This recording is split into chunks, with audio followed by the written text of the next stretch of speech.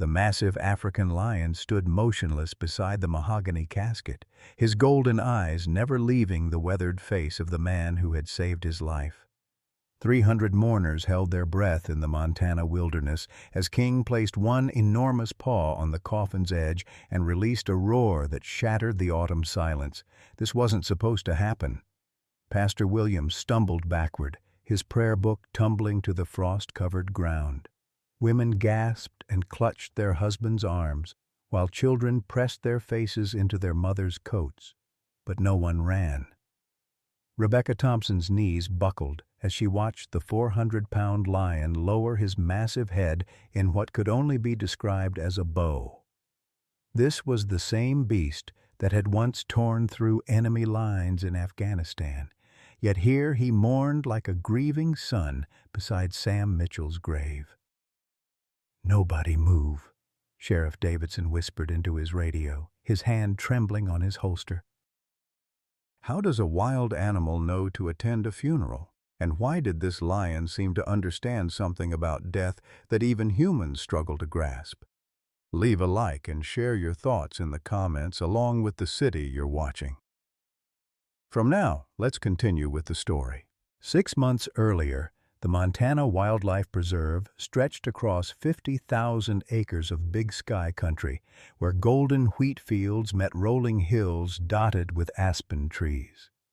Samuel "Sam" Mitchell stood on the wraparound porch of the main lodge, his weathered hands gripping a steaming cup of black coffee as he watched the sunrise paint the mountains purple and gold. At 75, the former Army veterinarian still carried himself with military bearing, though 3 years of grief had carved deeper lines around his pale blue eyes.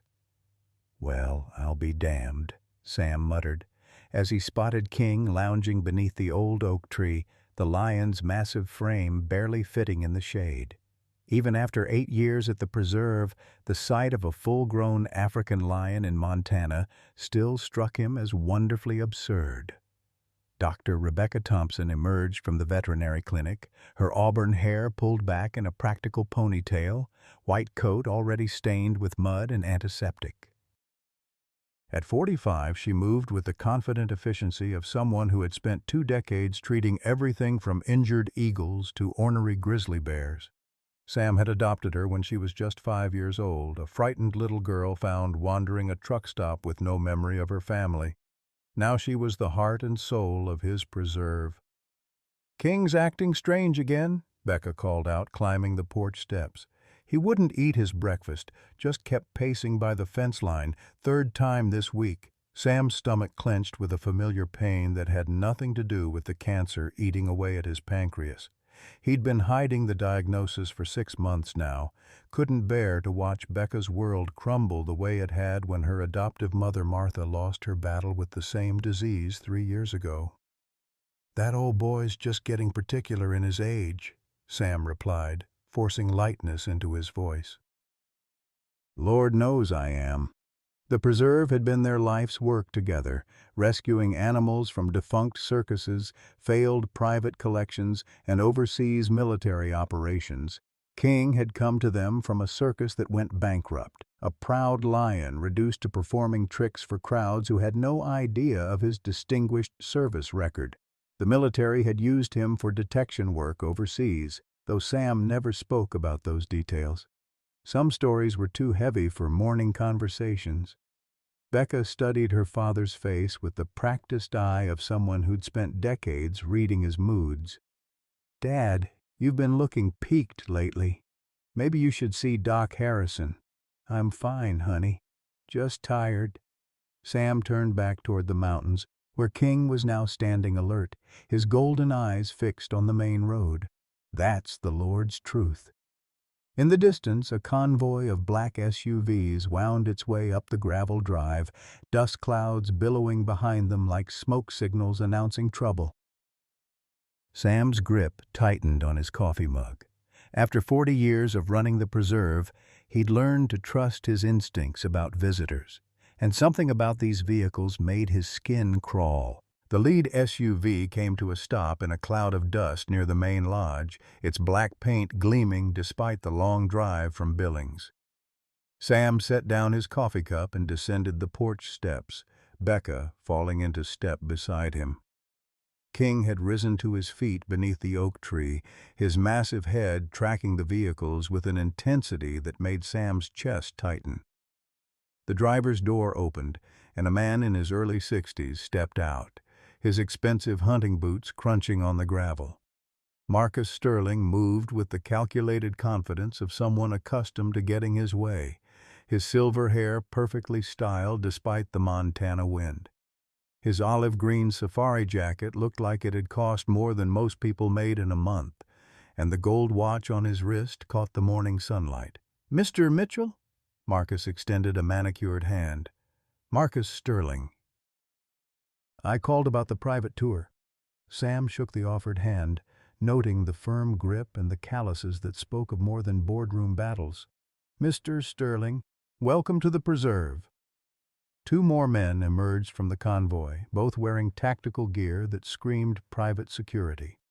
They positioned themselves near the vehicles, their eyes constantly scanning the perimeter. Becca stepped closer to Sam, her veterinarian instincts picking up on the same predatory energy that had King's attention. "I appreciate you taking the time to see me," Marcus continued, his Texas drawl barely detectable beneath decades of East Coast polish. "I have a particular interest in your African lion. King, isn't it?" The way Marcus said the lion's name made Sam's skin crawl. "King's not for sale, if that's what you're getting at." Marcus chuckled, but there was no warmth in the sound. "Everything's for sale, Mr. Mitchell. It's just a matter of finding the right price." "I'm prepared to offer $2 million for that lion." "Son, that lion ain't for sale at any price." Sam's voice carried the steel that had once commanded respect in Army field hospitals. "This is a sanctuary, not a pet store." Becca watched the exchange with growing unease. In 20 years of working at the preserve, she'd encountered every type of wealthy collector imaginable, but something about Marcus Sterling felt different, dangerous. "Perhaps we could discuss this during the tour," Marcus suggested smoothly. "I'd love to see your operation up close, and I'm particularly interested in King's background." The way he emphasized the last word sent a chill down Sam's spine. Most visitors knew nothing about King beyond what they read on the information placard, but Marcus spoke as if he knew secrets that weren't written on any public record. They began walking toward the lion enclosure, Marcus's security detail maintaining a discreet distance. King watched their approach through the reinforced fencing, his golden eyes locked on Marcus with an intensity that made even the hardened security men nervous. "Beautiful animal," Marcus murmured, stopping just outside the fence line. "I understand he's 12 years old. That's getting up there for a lion." "He's got plenty of good years left in him," Sam replied defensively. "Oh, I'm sure he does, especially considering his unique training." Becca shot a questioning look at Sam, who kept his expression carefully neutral. "What kind of training are you referring to, Mr. Sterling?" Marcus smiled, but his eyes remained cold. "Military training, Dr. Thompson. Your King here is a veteran, just like your father, served overseas in some very sensitive operations." The silence stretched between them like a taut wire.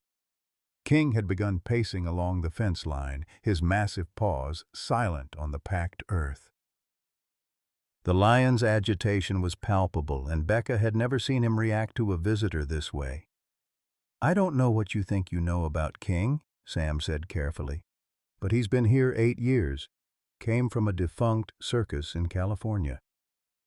"Is that the story you were told?" Marcus's smile widened. "Or is that the story you chose to believe?"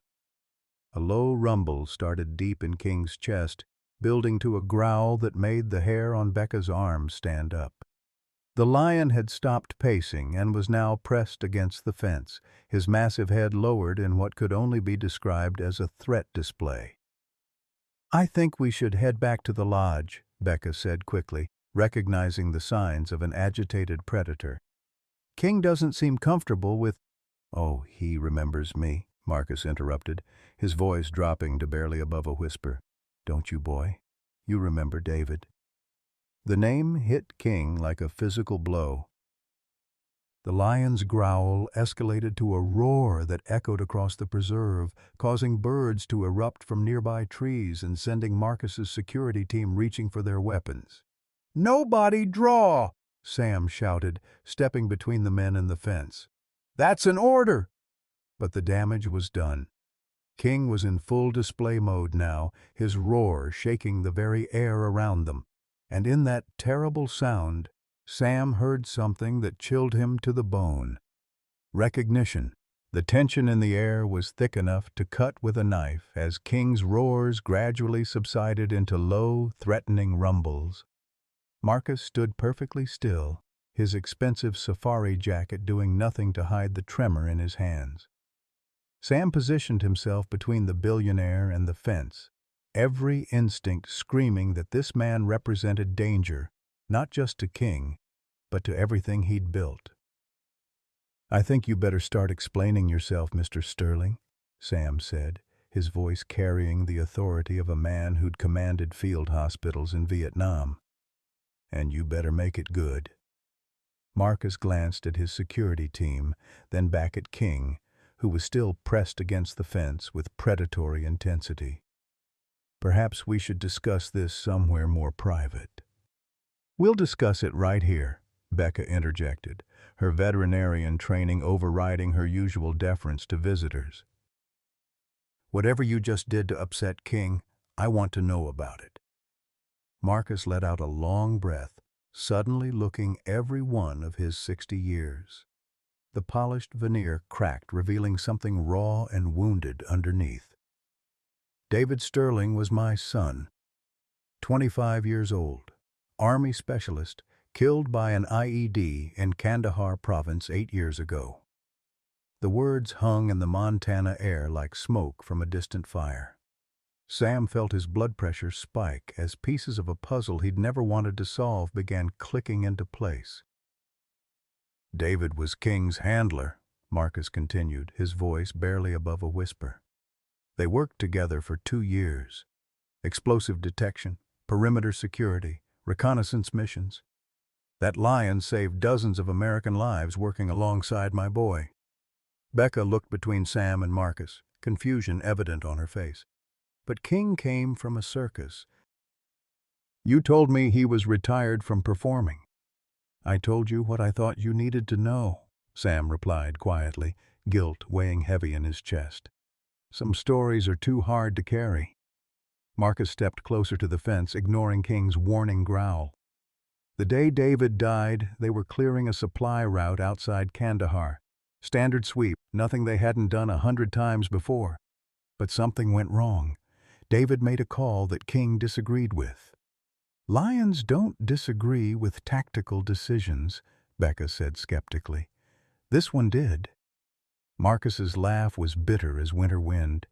King tried to warn him, refused to advance on a particular building, but David was young, confident, maybe a little too eager to prove himself. He overruled his partner's instincts. Sam closed his eyes, seeing in his mind the official reports he'd been required to file when King arrived at the preserve. The lion had come through military channels, classified as surplus equipment with a medical discharge for post-traumatic stress.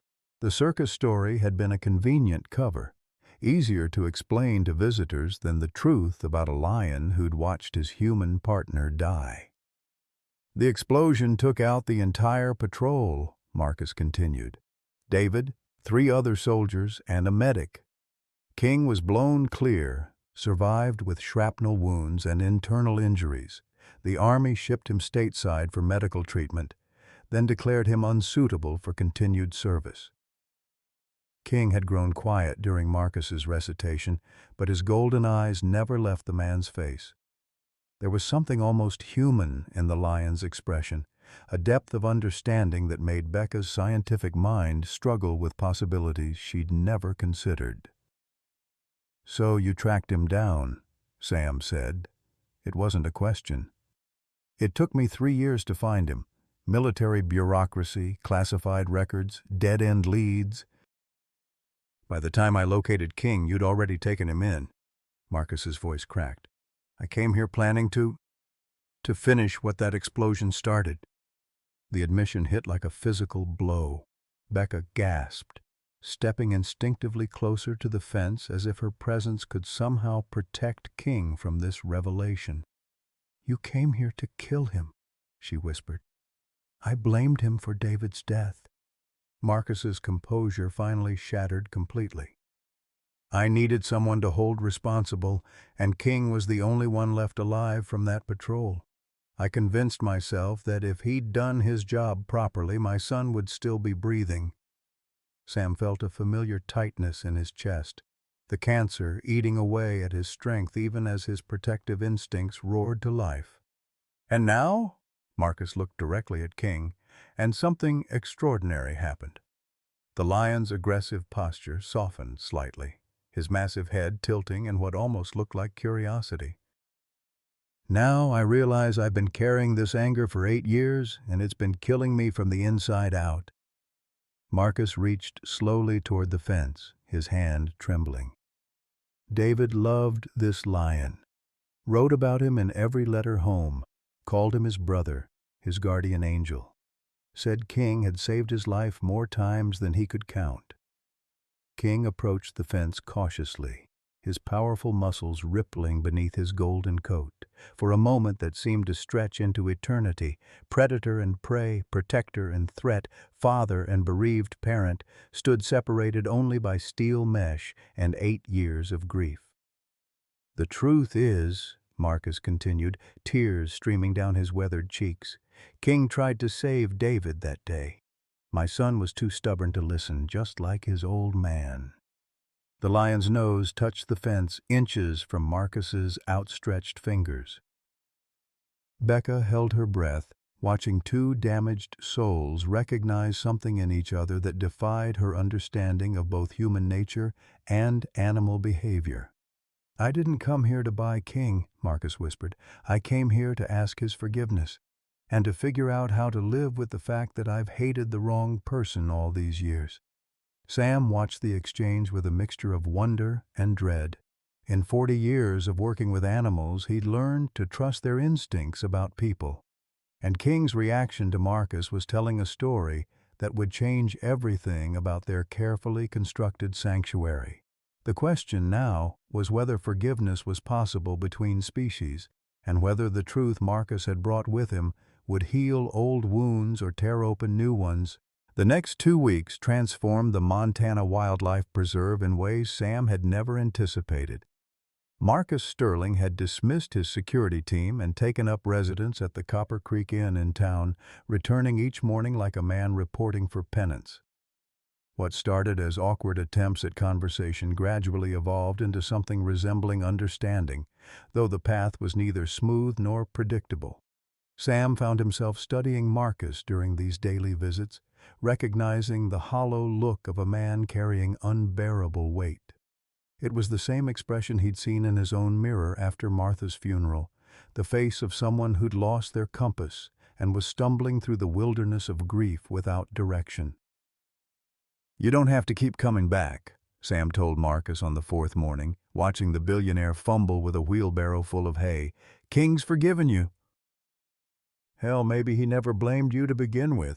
Marcus paused in his work, sweat beading on his forehead despite the cool autumn air. I'm not doing this for King anymore. I'm doing it for David, and maybe for myself. The preserve's daily routines had accommodated Marcus's presence with surprising ease. He arrived each morning at 7 sharp, helped with feeding rounds, and spent hours sitting near King's enclosure reading aloud from a worn paperback copy of Old Man and the Sea. The lion had begun approaching the fence during these reading sessions, sometimes lying down in the grass as if listening to the familiar voice. Becca remained skeptical of Marcus's motives, though she couldn't deny the positive change in King's behavior. The lion was eating regularly again, his coat had regained its lustrous shine, and he'd begun engaging with visitors for the first time in months. It's like he's found something he didn't know he was missing, she confided to Sam during one of their evening walks around the preserve. But I still don't trust that man. Rich people don't just show up and start shoveling manure without an agenda. Sam coughed, a harsh sound that sent stabbing pain through his chest. The cancer was progressing faster than he'd anticipated, and hiding his deteriorating condition was becoming increasingly difficult. King had begun staying closer to the main lodge during Sam's worst episodes, as if the lion could sense the illness eating away at his caretaker. "Sometimes people surprise you, honey," Sam replied, steadying himself against a fence post. "And sometimes second chances come when you least expect them." On the 10th day of Marcus's penance tour, the preserve faced its first real crisis since his arrival. Sarah, an elderly grizzly bear rescued from a roadside attraction, had developed a severe respiratory infection that threatened to spread to the other animals. Becca worked frantically in the makeshift surgical suite while Sam assisted, despite his weakening condition. Marcus appeared in the doorway of the clinic, his expensive clothes traded for practical work gear. "What can I do to help?" "This isn't a board meeting," Becca snapped without looking up from the anesthetized bear. "I need steady hands and someone who can follow instructions without arguing." "I did 2 tours as a combat medic before I made my first million," Marcus replied quietly. "My hands are steady." The admission stunned both Sam and Becca into silence. Marcus stepped forward, efficiently scrubbing his hands and arms while Becca processed this new information about their mysterious visitor. For the next 6 hours, Marcus worked alongside them with the competence of someone who'd seen far worse situations under much more dangerous circumstances. His knowledge of emergency medicine proved invaluable as they fought to save Sarah's life, and his calm presence helped steady Becca's nerves during the most critical moments. "Why didn't you tell us you had medical training?" Becca asked as they finally stepped outside, exhaustion weighing heavy on all 3 of them. "You didn't ask," Marcus replied, pulling off his surgical gloves. "And I learned a long time ago that people see what they expect to see. Rich man in expensive clothes must be useless with his hands." Sam watched the exchange with growing interest. Marcus Sterling was revealing himself in layers, each one more complex than the last. The grief-stricken father seeking revenge had evolved into something more nuanced, a man carrying multiple identities and wrestling with the contradictions between them. King had been agitated throughout the emergency surgery, pacing his enclosure and rumbling low warnings whenever Marcus left the clinic.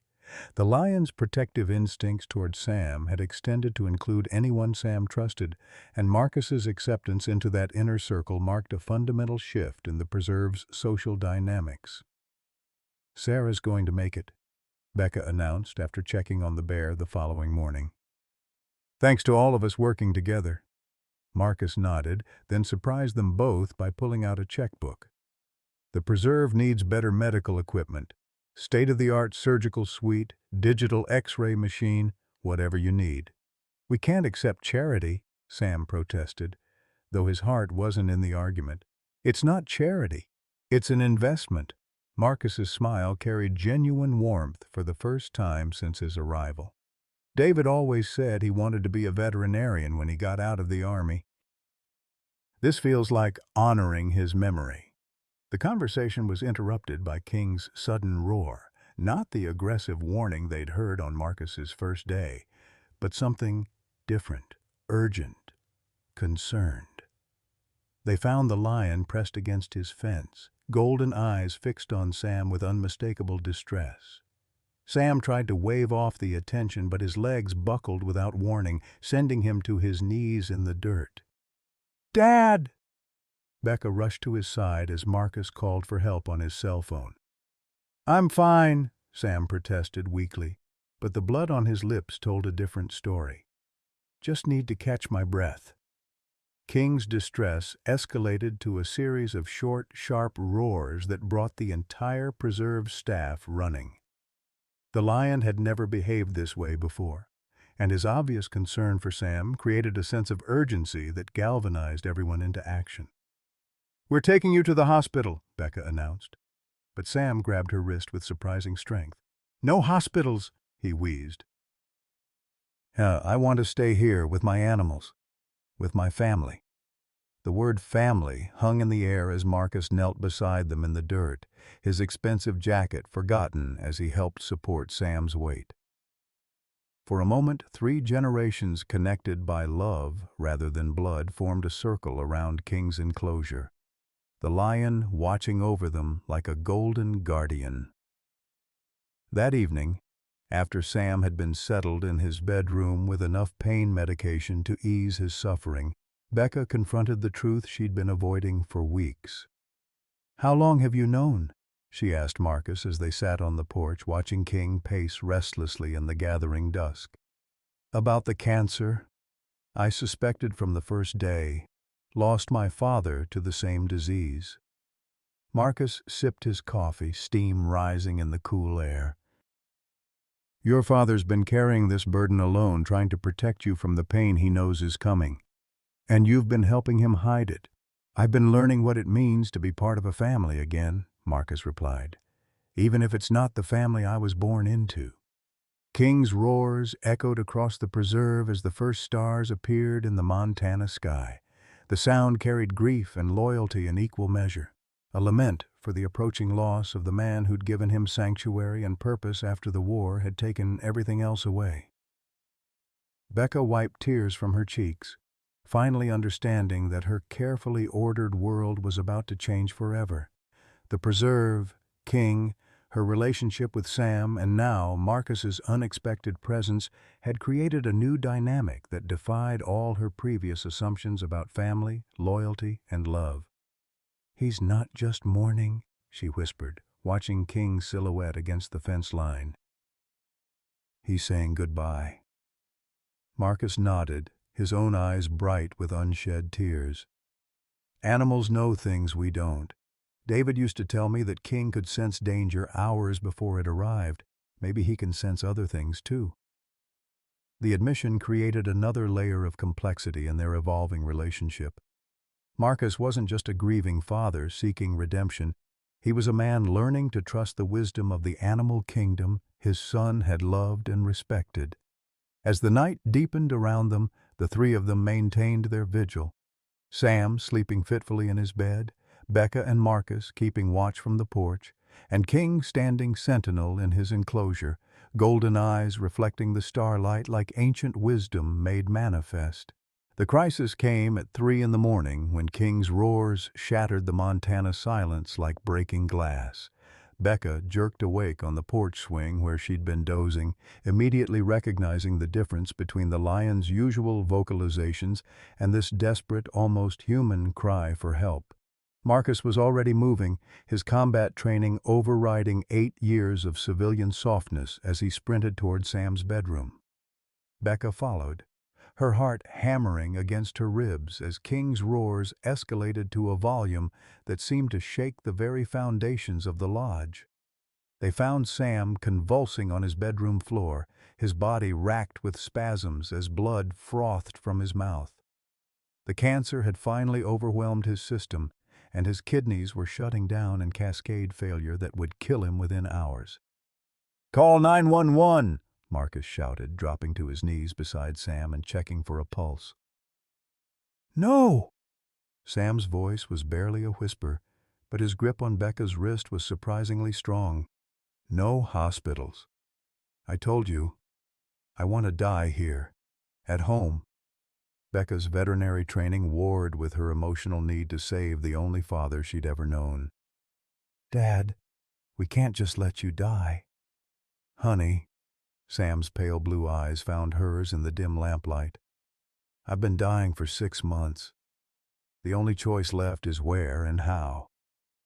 King's roars continued outside, punctuated now by the distressed calls of other animals throughout the preserve. It was as if the entire sanctuary understood that their patriarch was slipping away, and they were voicing their grief in a symphony of wild mourning. Marcus stood slowly, his medical training telling him that Sam was right. The old man's skin had taken on the waxy pallor of approaching death, and his breathing was becoming increasingly labored, despite the oxygen tank beside his bed. "What do you need us to do?" Marcus asked quietly. Sam managed a weak smile. "I need you to take care of them. All of them. Becca, the animals, this place we've built together." His eyes shifted to Marcus. "I know you've got the money to keep this place running, but money isn't enough. They need love." "I don't know how to love anything anymore," Marcus admitted, his voice breaking. "I lost that ability when David died." "That old lion out there is teaching you how," Sam wheezed. "Animals forgive easier than people. They don't hold grudges, don't carry anger. They just love until their hearts stop beating." As if summoned by the conversation, King's roars shifted to a lower, more mournful tone. The lion had positioned himself directly outside Sam's bedroom window, his massive form silhouetted against the star-filled Montana sky. Becca helped Sam into his wheelchair, knowing without being told that he wanted to see King one last time. They made their way to the back porch, where the autumn air carried the scent of pine and approaching winter. King immediately moved to the fence closest to the porch, his golden eyes reflecting the porch light as he studied Sam's deteriorating condition. "Hey there, old boy," Sam whispered, raising one trembling hand toward the lion. "You've been a good friend to me, the best friend an old soldier could ask for." King approached the fence cautiously, pressing his massive head against the chain link as close to Sam as the barrier would allow. The lion's rumbling had softened to something almost like a purr, a sound of comfort rather than distress. "I need you to do something for me, King," Sam continued, his voice growing weaker with each word. "I need you to take care of our girl, and I need you to teach this stubborn old fool how to be part of a family again." Marcus felt tears streaming down his cheeks as he watched the exchange between man and lion. There was something sacred in the moment, a communication that transcended species and touched something primal in his understanding of loyalty and love. "Becca," Sam turned to his daughter, taking her hands in his own. "There's something you need to know about Marcus, something I should have told you years ago." The words hung in the cool air like smoke from a dying fire. Becca looked between Sam and Marcus, confusion evident in her expression. "What are you talking about, Dad?" Sam's breathing became more labored, each word a struggle against the cancer that was claiming his strength. "The anonymous donations that kept this place running all these years. The medical equipment, the building repairs, the operating fund that appeared whenever we needed it most." Understanding dawned in Becca's eyes like sunrise over the mountains. "It was you," she whispered, looking at Marcus. "You've been supporting us all along," Marcus nodded, unable to speak around the emotion clogging his throat. "I found you through Sam's military records 3 years ago. When I learned about the preserve, about the work you were doing, I couldn't bring myself to interfere. But I could help from a distance." "Why?" Becca's voice carried a mixture of gratitude and betrayal. "Why help strangers?" "Because you weren't strangers," Marcus replied. "You were David's family. He wrote about this place in his letters, about the old veterinarian who was teaching him about animal behavior and conservation, about the daughter who could calm any wounded creature with just her voice." Sam's laugh turned into a coughing fit that brought up more blood. "I knew," he gasped. "Figured it out about a year ago. No anonymous donor is that consistent, that generous, without a personal connection." "You never said anything," Marcus accused gently. "What was I supposed to say?" "Thank you for the money. Now please stay away from my daughter." Sam's eyes crinkled with humor despite his pain. "I was waiting for you to find the courage to introduce yourself properly." King had grown increasingly agitated during their conversation, pacing along the fence line and emitting low, concerned rumbles. The lion seemed to understand that Sam was slipping away, and his distress was palpable. "There's more," Sam continued, his voice barely audible now. "Becca, honey, I need you to listen carefully. She leaned closer, taking his cold hands in hers. "I'm listening, Dad. Marcus isn't just David's father. He's—" Sam's voice failed him for a moment, the effort of speaking becoming too much. "I'm your father," Marcus finished quietly. "Your biological father." The words hit Becca like a physical blow, driving the air from her lungs and leaving her speechless. She stared at Marcus as if seeing him for the first time, searching his features for some resemblance she'd missed. "That's impossible," she whispered. 46 years ago, I was an 18-year-old soldier about to ship out to Vietnam," Marcus explained, his voice steady despite the tears on his cheeks. "Your mother was 17, scared and pregnant. I promised I'd come back and marry her, but you never did. I tried. God help me, I tried. But when I got back from overseas, she was gone. Disappeared without a trace. I spent years looking for both of you, hired private investigators, followed every lead." Marcus's composure finally cracked completely. "I never stopped looking, Becca. Not once in 46 years. Sam's breathing had become increasingly shallow, but his eyes remained alert and focused on his daughter's face. "Your mother brought you to that truck stop because she knew I would be driving through on my way back from a veterinary conference. She was dying, honey. Cancer, just like me. She wanted to make sure you'd be safe." The revelation shattered Becca's carefully constructed understanding of her life story.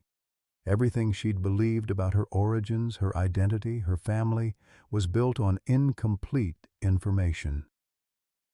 King's mournful roar echoed across the preserve, a sound so full of grief that it seemed to give voice to all their collective pain. The lion had positioned himself as close to Sam as possible, his golden eyes never leaving the dying man's face. "So you see," Sam whispered, his voice barely audible now, "you're not losing a father tonight.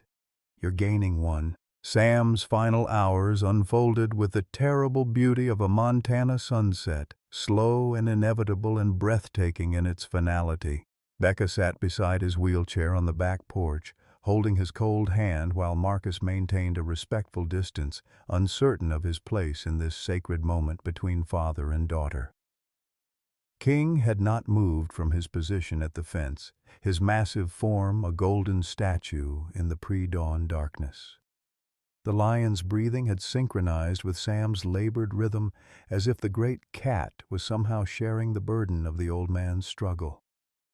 "I want you to know," Sam whispered to Becca, his voice barely audible above the autumn wind, "that finding you was the best thing that ever happened to Martha and me. You saved us just as much as we saved you."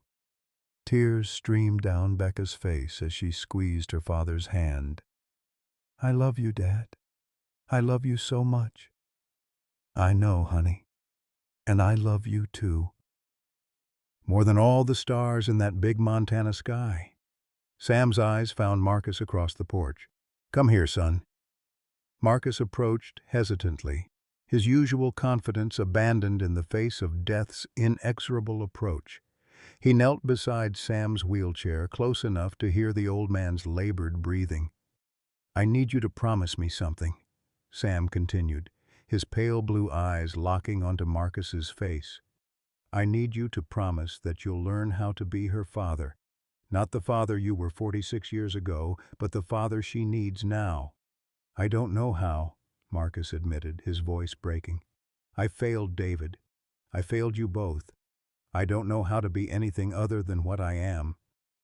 "You start by showing up," Sam replied with a faint smile. "Every day for the rest of your life, you show up. That's what love is, son. Just showing up when it matters." King's low rumble carried across the preserve like distant thunder.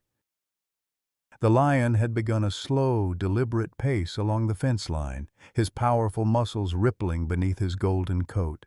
Other animals throughout the sanctuary had grown quiet, as if sensing that their patriarch's time was drawing to a close.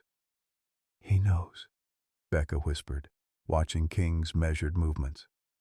"Somehow, he knows What's happening? Sam turned his head toward the lion with great effort. King's been preparing for this longer than any of us. Animals understand death differently than people do. They don't fight it or fear it. They just accept it as part of the natural order. The eastern horizon had begun to lighten with the first hints of dawn, painting the Montana sky in shades of rose and gold. Sam's breathing became increasingly shallow, each breath a victory against the cancer that had claimed his strength. "Tell me about David," Sam requested suddenly, his eyes finding Marcus's face. "Tell me about your boy." Marcus was quiet for a long moment, gathering memories like precious stones. He was stubborn, like his old man, but kind, too, always bringing home strays, wounded birds, lost dogs, kids from school who didn't have anywhere else to go. Marcus's voice grew stronger as he spoke of his son. "He would have loved this place, would have loved both of you." "He did love this place," Sam replied softly. Every letter he sent King, every story he told about their time together, was filled with plans for after the war. He wanted to bring King home, wanted to build something like this preserve. "You're not just honoring his memory by being here, Marcus. You're fulfilling his dream." The revelation hit Marcus like a physical blow. His son's dreams, interrupted by an IED on a dusty road in Afghanistan, were somehow continuing through this unlikely connection between a dying veterinarian, a lost daughter, and a lion who remembered love even in the face of loss. King had stopped his pacing and now stood perfectly still at the fence, his golden eyes reflecting the growing light of dawn. The lion's chest rose and fell in rhythm with Sam's increasingly irregular breathing, as if the two old soldiers were marching toward their final rest in perfect formation. "I can't do this without him," Becca whispered, her voice thick with tears. "I don't know how to run this place alone." "You won't be alone," Marcus said quietly, reaching out to touch her shoulder for the first time since learning she was his daughter. "I promise you won't be alone." Sam's eyes moved between them, satisfaction evident even through his pain. "That's all I needed to hear," he whispered. The sun crested the mountains at the moment Sam took his final breath, golden light spilling across the preserve like a benediction. King's mournful roar shattered the morning silence, a sound so full of grief and loss that it seemed to carry pieces of every broken heart across the Montana sky. Marcus and Becca sat in stunned silence as the reality of Sam's death settled over them like a heavy blanket. The man who had brought them together, who had saved them both in different ways, was gone. And now they faced the impossible task of learning how to be a family without the person who had taught them what family meant. King's roars continued for nearly an hour, echoing across the preserve and drawing answering calls from every animal in the sanctuary. It was as if the entire community was acknowledging the passing of their protector, their patriarch, their friend. "We should call someone," Becca said finally, though she made no move to leave Sam's side. "In a few minutes," Marcus replied, understanding her reluctance to break this sacred moment with the intrusion of officials and procedures. "Let's just sit with him a while longer."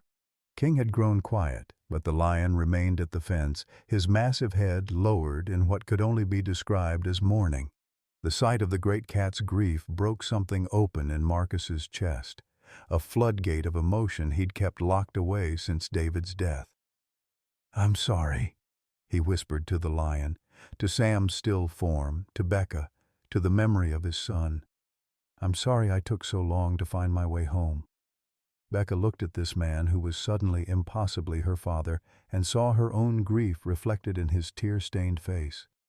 They were strangers bound by blood and loss, two people who had loved the same man in different ways and now faced the daunting prospect of learning how to love each other. "He planned this, didn't he?" she asked, gesturing between them.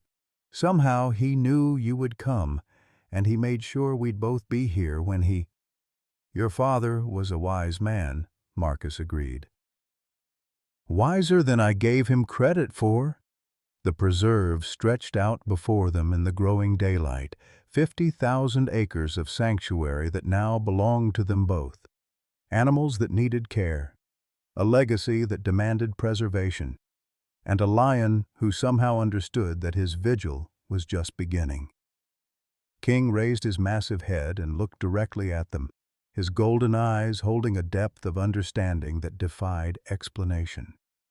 In that moment, Marcus knew that their real journey was just beginning, and that the lion who had lost one family was about to help create another. The funeral arrangements consumed the next 3 days in a blur of phone calls, permits, and the complex logistics of honoring a man who had touched so many lives across 5 decades of service. Sam had left explicit instructions in his will. He wanted to be buried on the preserve grounds, beneath the ancient oak tree where King spent his afternoons, with a military honor guard and bagpipes playing Amazing Grace as the sun set over the Montana mountains. What Sam hadn't anticipated was the media attention his story would generate. News of the decorated Vietnam veteran who had devoted his life to rescuing animals and the lion who mourned at his deathbed spread across social media platforms like wildfire. By the morning of the funeral, reporters from 3 major networks had set up cameras along the preserve's perimeter, and the small country road leading to the main lodge was clogged with vehicles bearing license plates from a dozen states. "This is getting out of hand," Becca muttered, watching a CNN van navigate the gravel driveway while she and Marcus stood on the lodge's front porch. Dad would have hated all this attention.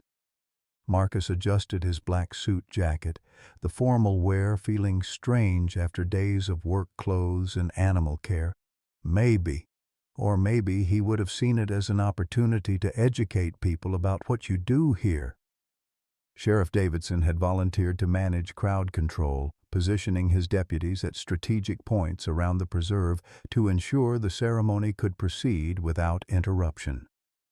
The local VFW post had provided the honor guard, 8 elderly veterans who had served with or knew Sam from his years of community involvement. King had been agitated all morning, pacing his enclosure and rumbling low warnings whenever strangers approached. The lion's distress was palpable, and Becca worried that the crowds and commotion would prove too stressful for an animal already grieving his human companion. "Should we sedate him?" she asked Dr. Martinez, the veterinarian who had driven over from Billings to assist with crowd management around the animals. "Let's see how he handles the actual ceremony," Dr. Martinez replied, studying King's behavior through binoculars. "Animals have their own ways of processing grief. Sometimes we need to trust their instincts." The service was scheduled to begin at 4 o'clock, timed to conclude as the sun touched the western mountains. By 3:30, nearly 300 people had gathered in the field beside the oak tree, far more than Becca had expected. She recognized many faces from the local community, ranchers and store owners and teachers who had known Sam for decades. But there were also strangers who had traveled hundreds of miles to pay their respects to a man they had never met, but whose story had touched something deep in their hearts. Marcus stood beside Becca near the simple wooden casket, feeling awkward and out of place despite his connection to the family. These people had known Sam as a neighbor, a friend, a pillar of their community. Marcus was an outsider, a wealthy stranger whose presence at such an intimate moment felt presumptuous. "You belong here," Becca said quietly, as if reading his thoughts. "Dad wanted you here. That's all that matters." The honor guard took their positions as Pastor Williams from the local Methodist church began the service with a reading from Ecclesiastes. The familiar words about a time for every purpose under heaven carried across the assembled crowd with simple dignity, but Becca found herself watching King instead of listening to the scripture. The lion had grown completely still during the opening prayer, his massive form frozen in an alert posture that suggested intense focus rather than relaxation. King's golden eyes were fixed on the casket with an unwavering attention that made several mourners shift uncomfortably in their folding chairs. Samuel Mitchell was a man who understood that love comes in many forms, Pastor Williams continued, his voice carrying easily across the crowd. Love for country, demonstrated through military service, love for family, shown through decades of devotion to his adopted daughter, and love for all of God's creatures, evident in every animal he rescued and every life he saved. A murmur ran through the crowd as King suddenly rose to his feet and began walking along the fence line closest to the gathering. The lion's movement was deliberate and purposeful, drawing the attention of everyone present. Several people fumbled for their phones, capturing video of the massive predator's stately progress. "It's like he knows," someone whispered from the back of the crowd. "Animals always know," an elderly rancher replied. "They got senses we lost somewhere along the way." Marcus found himself transfixed by King's behavior, remembering David's letters about the lion's uncanny ability to sense emotions and intentions in the humans around him. There was something almost ceremonial in the cat's movements, a dignity that seemed entirely appropriate for the solemnity of the occasion. The honor guard raised their rifles for the 21-gun salute, the sharp cracks echoing across the preserve and sending birds exploding from nearby trees. King flinched at the first volley but held his ground, his powerful muscles tensing beneath his golden coat. Then something extraordinary happened. As the final echo of the rifle shots faded across the Montana landscape, King approached the section of fence closest to Sam's casket and did something that made the entire crowd gasp in astonishment. The lion reared up on his hind legs and placed his massive front paws on the fence, stretching his body to its full, imposing height. And then King roared.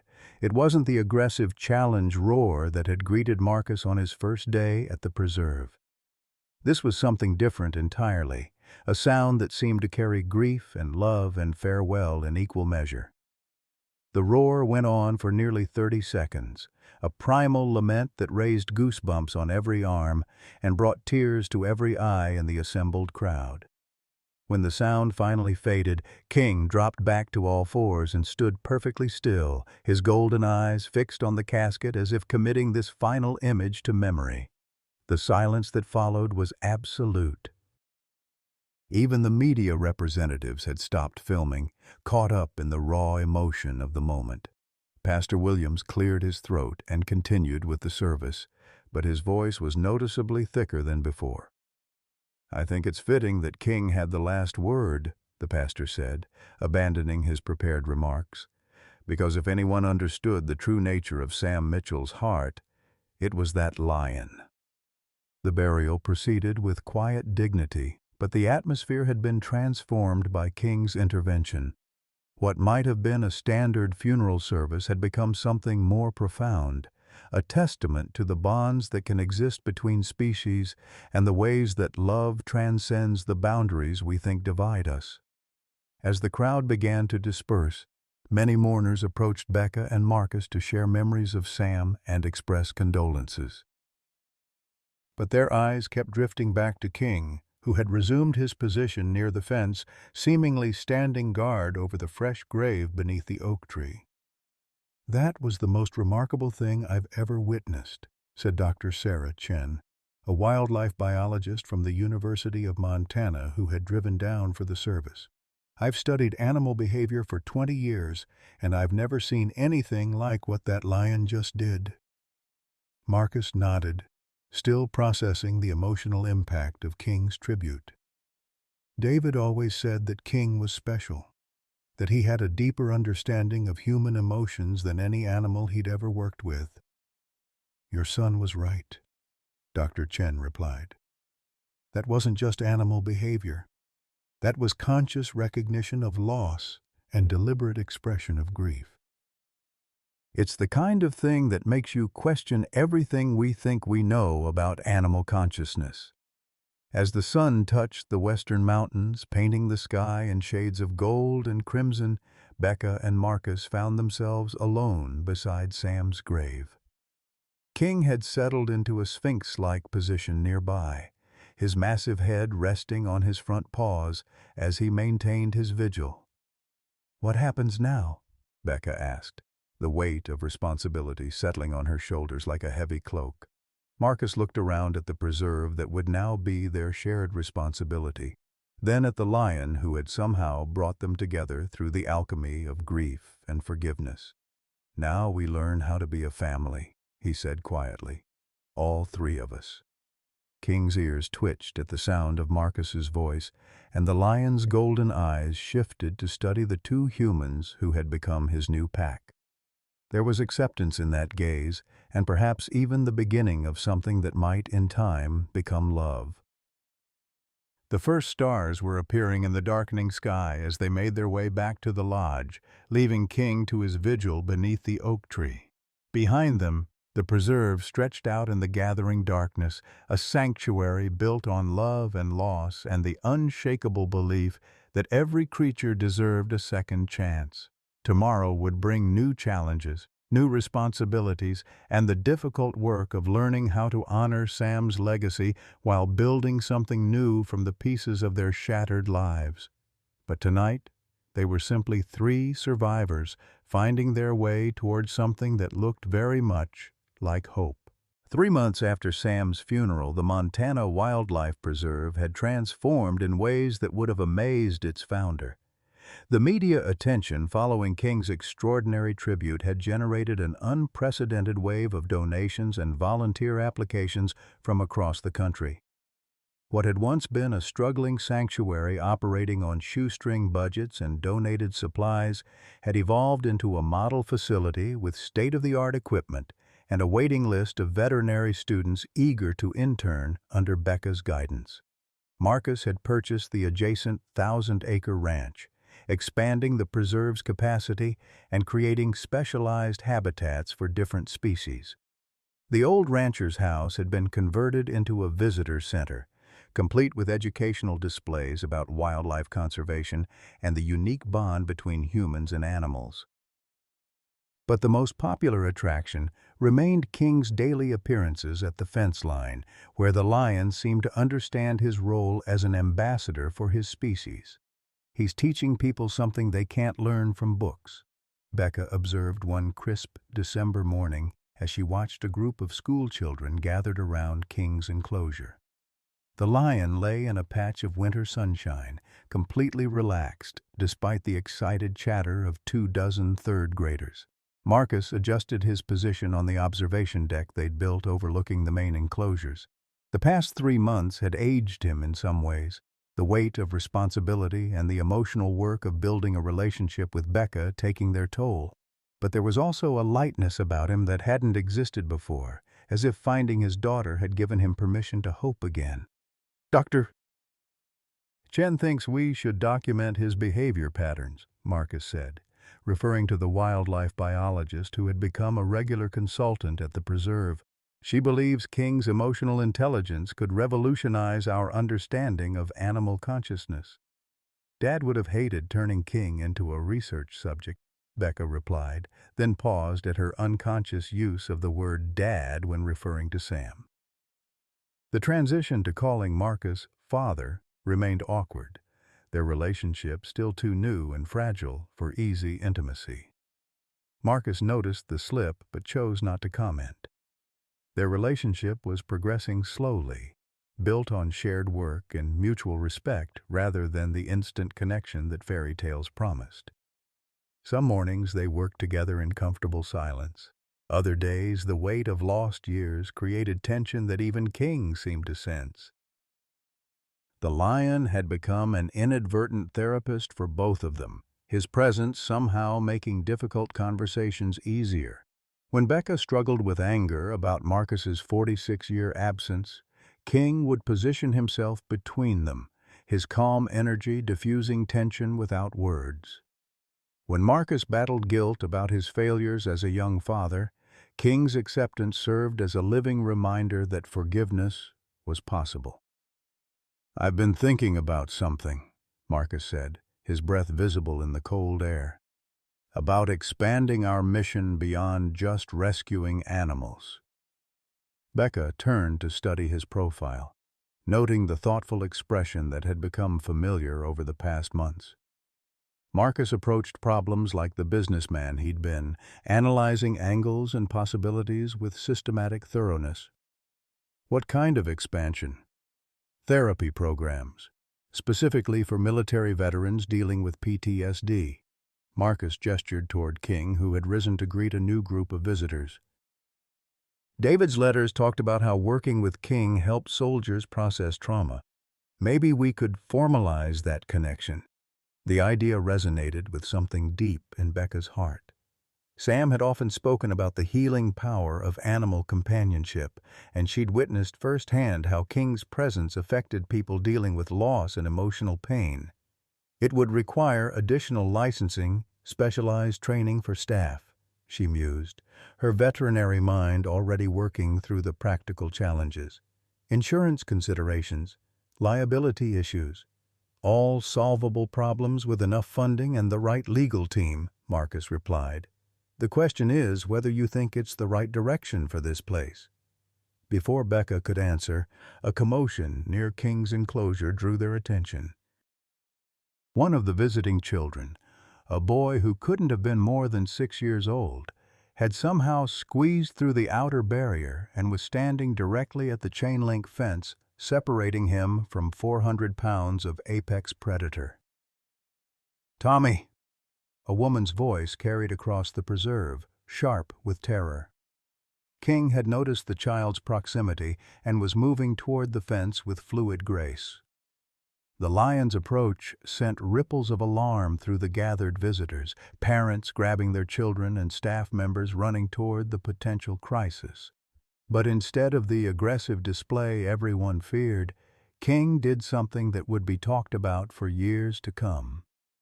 The massive lion approached the fence and simply sat down, positioning himself at the child's eye level. For a long moment, predator and child studied each other through the chain link, two beings separated by millions of years of evolution, but connected by something more fundamental than biology. "Kitty," the boy said solemnly, pressing his small hand against the fence. King leaned forward until his nose nearly touched the child's fingers, his golden eyes holding an expression of such gentleness that even the most nervous parents found themselves reaching for their cameras instead of their children. "That's King," the boy's mother said softly, having overcome her initial terror to kneel beside her son. "He's a very special lion." "He's sad," Tommy observed with the startling clarity that children sometimes possess.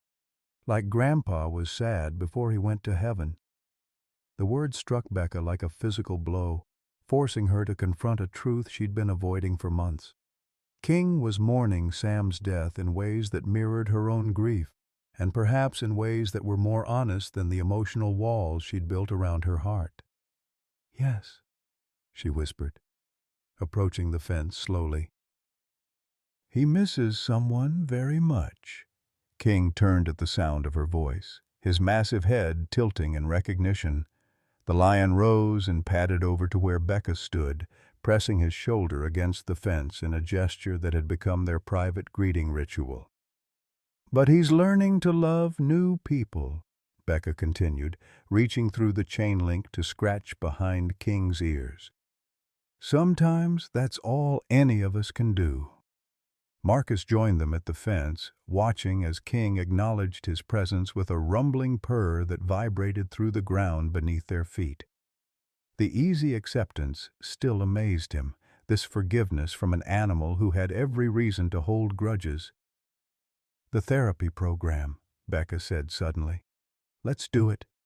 But we do it right, with proper protocols and the highest standards. Dad always said this place was about second chances." "For animals and humans alike," Marcus agreed, understanding that this decision represented more than program expansion. It was a commitment to the future, a choice to build something lasting from the ashes of their individual losses. The crowd around King's enclosure had grown larger as word spread about the lion's gentle interaction with the child. Phones captured video that would go viral within hours, adding to King's growing reputation as an ambassador for his species. But more importantly, the moment had crystallized something for both Becca and Marcus about their shared mission. That evening, they sat in Sam's old office reviewing architectural plans for the proposed therapy center. The room still smelled faintly of the pipe tobacco Sam had favored, and his reading glasses remained on the desk where he'd left them 3 months earlier. Neither Becca nor Marcus had found the strength to pack away his personal belongings. "I keep expecting him to walk through that door and tell us we're overthinking everything," Becca admitted, gesturing at the scattered blueprints and budget projections. "He'd probably remind us that the best plans mean nothing without heart," Marcus replied, remembering conversations with Sam during those precious final weeks, "and that the animals always know when you're trying too hard to be something you're not." A soft knock on the office door interrupted their planning session. Dr. Martinez entered carrying a steaming mug of coffee and wearing the expression of someone bearing complicated news. "Sorry to bother you both, but we've got a situation developing that I thought you should know about," she said, settling into the chair Sam had always reserved for visitors. "What kind of situation?" Becca asked, already mentally cataloging potential veterinary emergencies. "It's King. He's been exhibiting some unusual behaviors over the past week. Nothing alarming from a health perspective, but definitely outside his normal patterns." Marcus leaned forward, concerned. "What kind of behaviors?" "He's been spending time at specific locations around the preserve, places that were significant to Sam. The old barn where King was first housed when he arrived, the bench where Sam used to read in the evenings, the spot by the river where they used to sit together." "He's remembering," Becca said softly, "working through his grief by revisiting shared experiences." "That's what I think too," Dr. Martinez agreed. "But there's something else. Today I found him at the main gate, looking down the road as if he was waiting for someone. He stayed there for over an hour before returning to his enclosure."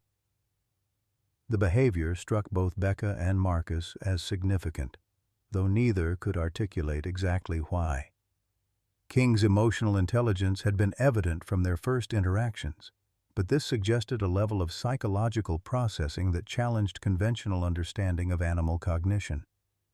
"Maybe he's healing," Marcus suggested. "Learning to carry the grief without being consumed by it."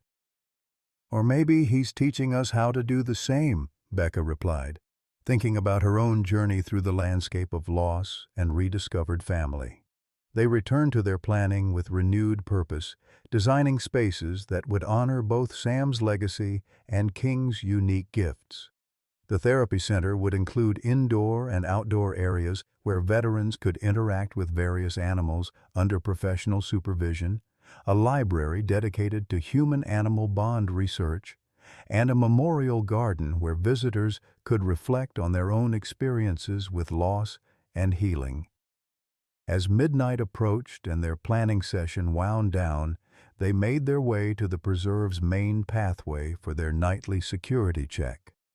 It had become a ritual over the past months, this quiet walk through the sanctuary where they could process the day's events and prepare for tomorrow's challenges. King was waiting for them at his favorite spot near the oak tree where Sam was buried. The lion's massive form was silhouetted against the star-filled Montana sky, a living monument to the connections that transcend species and time. "Good night, old friend," Becca called softly as they passed. King's answering rumble carried across the preserve like a benediction, a sound that had evolved from grief to contentment over the past 3 months. It was the sound of healing, of acceptance, of a family learning to love again in the shadow of irreplaceable loss.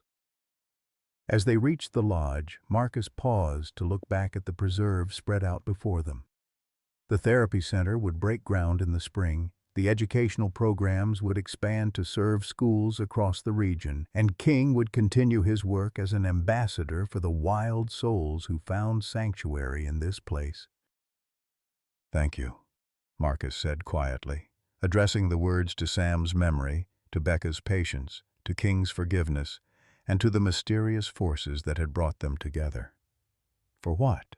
Becca asked. "For teaching me that it's never too late to come home." The words hung in the cold Montana air as they entered the warmth of the lodge, leaving King to his vigil beneath the vast expanse of winter stars.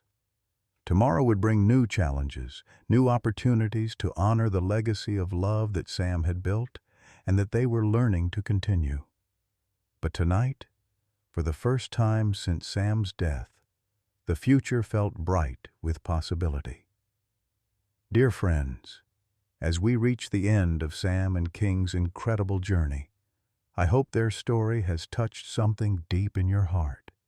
Like so many of us in our golden years, Sam faced the twilight of his life carrying secrets, regrets, and the weight of unfinished business. But through King's unwavering loyalty and Marcus's unexpected arrival, we witness something beautiful. It's never too late for second chances, forgiveness, and finding family in the most unexpected places. This story reminds us that our greatest legacy isn't measured in years, but in the love we give and receive. Sam's animals didn't care about his wealth or status. They simply cherished his presence and devotion. King's grief teaches us that deep connections transcend species, age, and even death itself. Marcus discovered that coming home to family requires courage, but the reward is immeasurable healing. Whether you're caring for aging parents, reconnecting with estranged children, or facing your own mortality, remember, every sunrise offers new possibilities for love, reconciliation, and purpose. The bonds we forge through genuine care and presence create ripples that extend far beyond our own lifetimes. Share with us, what unexpected friendships or second chances have brought healing to your life? Have you ever experienced a connection with an animal that changed your perspective on love and loyalty?